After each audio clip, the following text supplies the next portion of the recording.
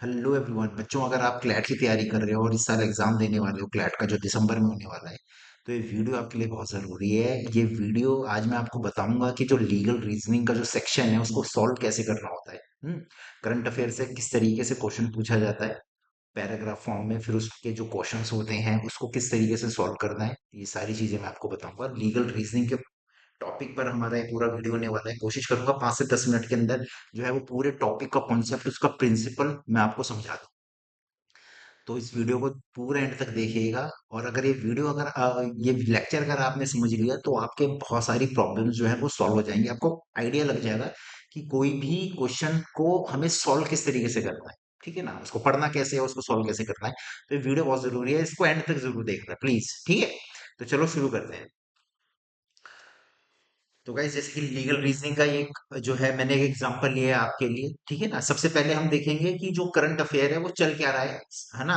फिर उसके हिसाब से क्लैट में हमसे किस तरीके से क्वेश्चन पूछा जाएगा। ठीक है, अभी ये मैंने आपको एक इन्फॉर्मेशन दी, एक न्यूज है। ठीक है, इस न्यूज को क्लैट किस तरीके से जो है वो क्वेश्चन की तरह स्ट्रक्चर करेगा और हमसे किस तरीके के आंसर की उम्मीद करता है क्लैट। ठीक है, चलिए देखते हैं। तो देखिए, जैसे कि हमें मालूम है कि स्पेशल इंटेंसिव रिवीजन जैसे एसआईआर बहुत ज्यादा चर्चा में है। क्यों? क्योंकि बिहार में एसआईआर हो गया। बिहार में जैसे कि इलेक्शन है। ठीक है ना? तो बिहार में जो है वो 2025 में इलेक्शन है। तो बिहार में इलेक्शन कमीशन ऑफ इंडिया क्या करा रहा है? एसआईआर, यानी कि जिसको वो बोल रहा है स्पेशल इंटेंसिव रिवीजन। ठीक है, ये एसआईआर है क्या? एसआईआर देखिए, जून 2025 में इलेक्शन कमीशन ने बिहार के इलेक्टोरल रोल, यानी कि जो हमारी वोटिंग लिस्ट होती है जिसमें कि पता होता है कि कौन से वोटर कहाँ वोट करेंगे, क्या चीज है, पूरी जो डिटेल होती है ना, उसको हम इलेक्टोरल रोल बोलते हैं। अगर मेरा नाम इलेक्टोरल रोल में है तो ही मैं वोट कर पाऊंगा। अगर मेरा नाम किसी वजह से इलेक्टोरल रोल में नहीं है तो मैं वोट नहीं कर पाऊंगा। तो वोट करने के लिए पहली शर्त यही है कि आपका नाम इलेक्टोरल रोल में होना जरूरी है। इलेक्टोरल रोल क्या? वो वोटिंग लिस्ट जिसका रिकॉर्ड जो है वो इलेक्शन कमीशन के पास है। ठीक है, में एक इंटेंसिव रिवीजन ने अनाउंस किया। ठीक है, जिसमें कि 65 लाख वोटर्स का नाम ड्राफ्ट रोल में से ओमिटेड या डिलीट देखा गया। ठीक है, ओमिटेड का मतलब है कि भाई उनको हटा दिया गया किसी वजह से और डिलीट कर दिया गया, उसको जो है रिमूव कर दिया गया।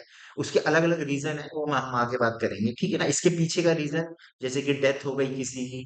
ठीक है, उसमें माइग्रेशन हो गया, यानी पहले किसी एक एड्रेस पे रहता था बिहार के पटना में रहता था, फिर वो पटना से जो है वो समस्तीपुर चला गया। इस तरीके से डुप्लीकेशन, यानी कि एक से ज्यादा जो है वो वोटिंग लिस्ट में नाम है कि किसी आदमी का इस वाले एड्रेस पे भी नाम है, बिहार वाले पटना वाले एड्रेस पे भी नाम है, और आपका जो है वो बेगूसराय वाले एड्रेस पे भी नाम है। तो इस तरीके की डुप्लीकेशन देखी जाइए, और इनॉर्मस फेलियर, यानी कि और भी बहुत सारे रीजंस की वजह से। ठीक है, तो अब फिर हुआ क्या? जो है इलेक्शन कमीशन ने स्क्रूटनी करी और तकरीबन 65 लाख के आसपास जो है वोटर्स का नाम जो है वो निकाल दिया कि भैया ये वोटर संदिग्ध लग रहे हैं, तो इनका नाम जो है वो डिलीट कर दिया। अब हुआ क्या? अब पीआईएल फाइल की गई। पीआईएल क्या होता है? Public interest litigation.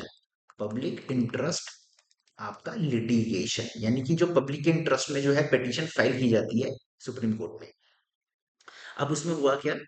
कुछ पॉलिटिकल पार्टीज और एनजीओ, जैसे कि एक एनजीओ है, आपने नाम सुना होगा, ADR, association for democratic reform. ये बहुत ही ज्यादा जो है रिनाउंड और बहुत ज्यादा इसकी रेपुटेशन है इस एनजीओ की, हमेशा जो है सिविल राइट के लिए खड़ी रहती है। तो एनजीओ जो है ये एडीआर, इसने चैलेंज किया लार्ज स्केल डिलीशन हुए हैं बिना ड्यू प्रोसेस और ट्रांसपेरेंसी के। ठीक है ना, ये जो सिटीजन के राइट टू फ्रेंचाइजी यानी कि राइट टू वोट का वो ग्रेव वायलेशन है। एडीआर ने क्या कहा? एडीआर सुप्रीम कोर्ट गई, उसने कहा कि सर जो है वो नाम जो है वो काटे जा रहे हैं, 65 लाख वोटों जो है वो काट दिए गए, और उन लोगों को मालूम ही नहीं है कि जो है वो नाम जो है वो क्यों काटे गए, उनकी वजह क्या है। बहुत से नाम ऐसे हैं जो कि इन्होंने डेथ दिखा के काट दिए गए कि भाई आदमी की डेथ हो गई, लेकिन वो जिंदा है। आपने ऐसे जो है वो न्यूज देखी होगी, योगेंद्र यादव सुप्रीम कोर्ट लेके पहुंच गए थे उन लोगों को जिनका नाम जो है इलेक्टोरल रोल में इस वजह से काट दिया गया था क्योंकि उनको दिखा दिया जाता है डेथ। ठीक है ना, वो जिंदा लेके जो है योगेंद्र यादव गए थे। हालांकि खैर वो जो है उसके बारे में फिर कभी बात करेंगे। ठीक है ना, तो फिर देखिए फिर सुप्रीम कोर्ट ने क्या कहा। अब सुप्रीम कोर्ट ने एक इंटरिम ऑर्डर दिया और डायरेक्शन दी 14 अगस्त को। क्या दिया? Publish name and reason problem क्या थी, इन्होंने नाम डिलीट तो कर दिए थे लेकिन इलेक्शन कमीशन ने रीजन नहीं बताया था कि नाम क्यों डिलीट किए गए।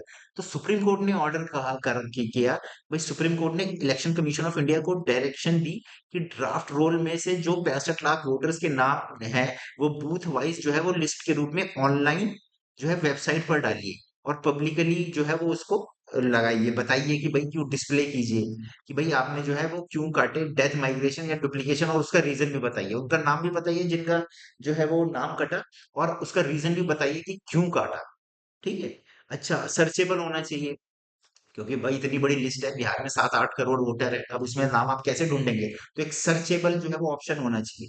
ठीक है। यानी कि अगर आप अपना एपिक नंबर डालें, अगर कोई वोटर अपना जो है वो सर्च करना चाहे कि मेरा जो है नाम वोटिंग लिस्ट में है या नहीं है, तो उसका वो सर्चेबल होना चाहिए, जैसे हम गूगल में डालते हैं, कुछ भी नाम डालते हैं या कुछ भी चीजें डालते हैं आ जाते हैं, तो सर्चेबल ऑप्शन होना चाहिए। एपिक नंबर क्या बोलते हैं, एपिक नंबर, ठीक है ना, आपका एपिक नंबर, एपिक नंबर क्या होता है, ये जो वोटर आईडी होती है हमारी, वोटर आईडी पे एक नंबर होता है AZK 4 तकरीबन 10 नंबरों का जो वोटर नंबर होता है, उसी को हम एपिक जो है नंबर बोलते हैं, ठीक है ना, इलेक्टोरल फोटो आइडेंटिटी सर्टिफिकेट, इस तरीके से काम होता है। तो ये है, बूथ के लेवल पे आपको नोटिस लगाना होगा, पब्लिकेशन करना होगा, ठीक है ना, वाइड पब्लिसिटी इसको करनी होगी, दूरदर्शन पे, रेडियो पे, सोशल मीडिया पे अनाउंस करना होगा कि जो है ये सारी चीजें वर्नाकुलर और इंग्लिश में। वर्नाकुलर यानी कि वहाँ की जो देसी भाषा जो होती है, जैसे कि बिहार में अगर हिंदी चलती है तो एक हिंदी में प्लस इंग्लिश के न्यूज़पेपर में भी आपको वो चीजें देनी होगी।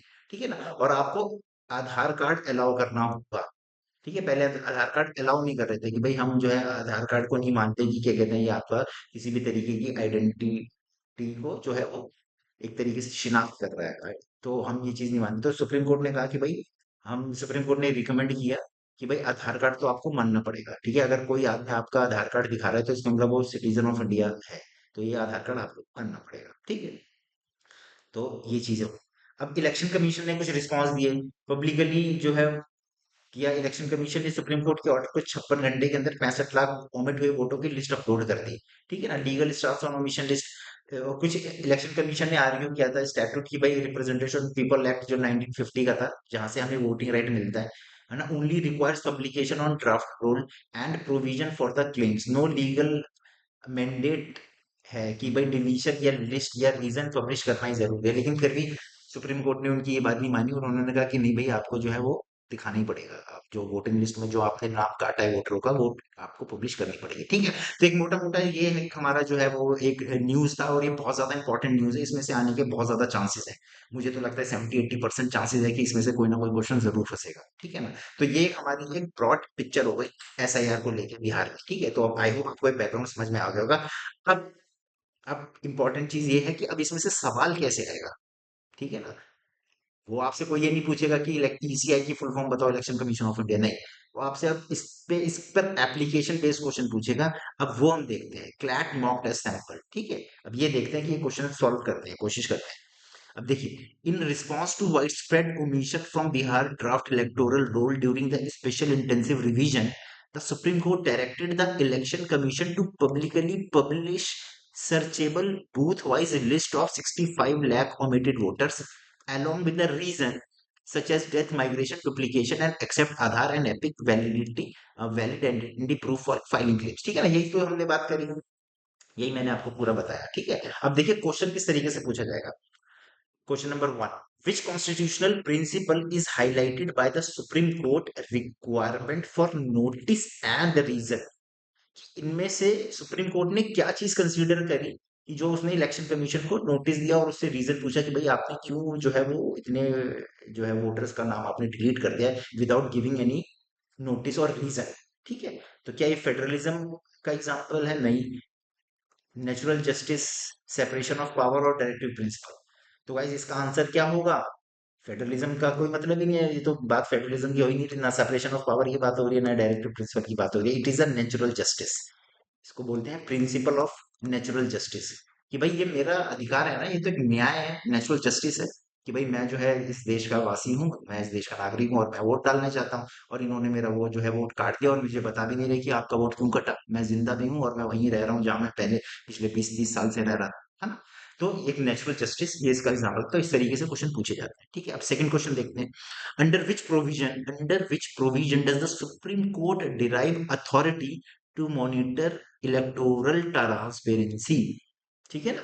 इसमें से क्या पूछ रहा है, विच प्रोविजन, सुप्रीम कोर्ट ने जो डायरेक्शन दी, ड्राइव अथॉरिटी कहाँ से, ये अथॉरिटी सुप्रीम कोर्ट ने डिराइव की कि वो इलेक्शन कमीशन के काम में, ठीक है ना, इलेक्टोरल रोल के प्रोसेस में जो है वो उसको देख सके, उसमें उसको जो है वो कि सारा काम ठीक से हो रहा है नहीं हो रहा, मेन चीज ये है। ठीक है।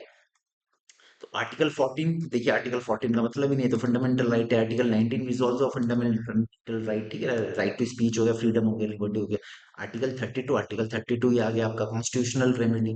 Article 324 is a election commission of India की बात करता है और उसकी पावर्स और फंक्शनिंग की बात करता है। तो article 324 is the right answer. I hope आपको समझ में आया होगा। अब देखिए नेक्स्ट क्वेश्चन देखते हैं। In this context the right to vote, अब ये बड़ा इंपॉर्टेंट है। अब राइट टू वोट है क्या? Right to vote constitutional right है क्या? Right to vote is a fundamental right है या कॉन्स्टिट्यूशनल राइट है या स्टैट्यूटरी राइट है या पॉलिसी डायरेक्टिव्स है? तो ये एग्जैक्टली है क्या? ठीक है ना। तो देखिए गाइस, राइट टू वोट इस पे बहुत से ऐसे चक्कर है, मैं आपको बताऊं। अगर देखिए, राइट टू वोट पहली बात तो फंडामेंटल राइट नहीं है। ठीक है ना। कॉन्स्टिट्यूशन के फंडामेंटल राइट कहाँ पर है? पार्ट 3 में है।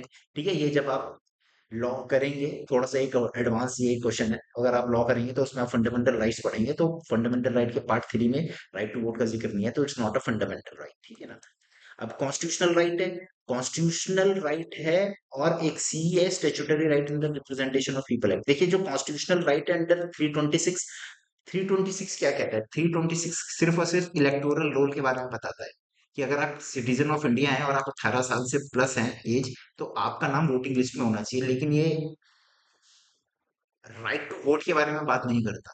ठीक है। तो राइट टू वोट के बारे में बात कौन करता है? स्टेचुटरी राइट, जो कि है रिप्रेजेंटेशन ऑफ पीपल एक्ट। तो बहुत सारे ऐसे सुप्रीम कोर्ट की जजमेंट्स हैं जिसमें कि सुप्रीम कोर्ट ने कहा है कि right to vote is the statutory right under representation of people act. ठीक है। तो कॉन्स्टिट्यूशनल राइट नहीं है, स्टेचुटरी राइट है। लेकिन इसमें बहुत कंफ्यूजन है। इवन मैंने बहुत सी बुक्स में देखा है, कई बार उसको कॉन्स्टिट्यूशनल राइट बताया गया है, राइट टू वोट को, और कई बार उसको स्टेचुटरी राइट बताया गया है। स्टेचुटरी राइट में आपको बता दूं क्या होता है। वो लॉ जो कि पार्लियामेंट बनाती है। ठीक है। जो स्टैट्यूट, स्टैट्यूट का मतलब क्या होता है? पार्लियामेंट। ठीक है ना। जो पार्लियामेंट बनाती है उसको हम क्या बोलते हैं? Statutory right. ठीक है। और कॉन्स्टिट्यूशनल राइट क्या होता है? जो कॉन्स्टिट्यूशन में ऑलरेडी हमें दिए गए हैं, जैसे कि फंडामेंटल राइट है ना? इस तरीके की। तो ये चीज है। तो हमारा जो आंसर है, अगर इन दोनों में से ऑप्शन में ये दोनों आ जाए, तो आपको स्टेचुटरी राइट लिखना है, दैट इज मोर एक्यूरेट। लेकिन अगर स्टेचुटरी राइट नहीं है तो आप कॉन्स्टिट्यूशनल पे टिक लगा के आना है, constitutional right is the fundamental right. ये बिल्कुल इसी तरीके से आप समझ लो कि अगर आपसे कोई ये पूछे कि आप कहाँ रहते हो और आप बोलो मैं दिल्ली में रहता हूँ, बात सही है, आप दिल्ली में रहते हो या आप बिहार में रहते हो या आप गुजरात में रहते हो। लेकिन बिहार में कहाँ रहते हो, दिल्ली में कहाँ रहते हो? दिल्ली में मैं लाजपत नगर में रहता हूँ। लाजपत नगर में कहाँ रहते हो? लाजपत नगर में मैं फलाना मोहल्ले में रहता हूँ। तो ये बिल्कुल इसी तरीके से है। ठीक है ना। अगर आपसे ये नहीं पूछा गया है, अगर ऑप्शन में स्टेचुटरी राइट नहीं है, तो आपको यही बताना है कि मैं भैया right to vote is a constitutional right. ठीक है। अगर स्टेचुटरी राइट है तो आप बोला कि right to vote is a statutory right. ठीक है। आई होप आपको समझ में आओगे, इस पर क्लैरिटी है। ठीक है, कंफ्यूज मत होना, अगर कोई दिक्कत हो तो मेरे से पूछ लेना कमेंट में। ठीक है। अब देखिए, which document did supreme court allow as a proof of reinclusion? अब ये देखिए, ये हमारे उसमें ही है। ठीक है ना। हमें बताया कि कौन सा वो जो है वो डॉक्यूमेंट जो है सुप्रीम कोर्ट ने कहा था कि भैया आपको इसको अलाउ करना पड़ेगा। आधार कार्ड, एपिक कार्ड, आधार और एपिक और बर्थ सर्टिफिकेट। ठीक है ना। तो आपका देखिए इसमें आधार भी है। आधार को उसमें मेन माना गया था। ठीक है, कि भाई आपको इसको प्रूव करना पड़ेगा कि क्या कहते हैं, ये आपका जो है आधार को आपको एक्सेप्ट करना पड़ेगा, जो कि पहले इलेक्शन कमीशन ऑफ इंडिया ने मना किया था कि आधार को हम नहीं मानेंगे। ठीक है। तो इसको इंक्लूड किया गया सुप्रीम कोर्ट की डायरेक्शन द्वारा। तो आई होप आपको ये समझ में आया होगा वीडियो की किस तरीके से जो है हमारे लीगल रीजनिंग के क्वेश्चन आएंगे, करंट अफेयर से उठाए जाएंगे और फिर करंट अफेयर्स पे पूरा पैराग्राफ बनाया जाएगा और उस पैराग्राफ में से क्वेश्चन पूछे जाएंगे। तो आई होप आपको ये वीडियो पसंद आया होगा। थोड़ी लंबी हो गई है, 15-16 मिनट की, बट आई होप अगर ये चीजें समझ में आ गई होगा तो आपकी बहुत प्रॉब्लम सॉल्व हो जाएगी। तो गाइज, अगर आपको पसंद आई वीडियो तो प्लीज लाइक करें, शेयर करें, सब्सक्राइब करें हमारे channel. Thank you, bye bye.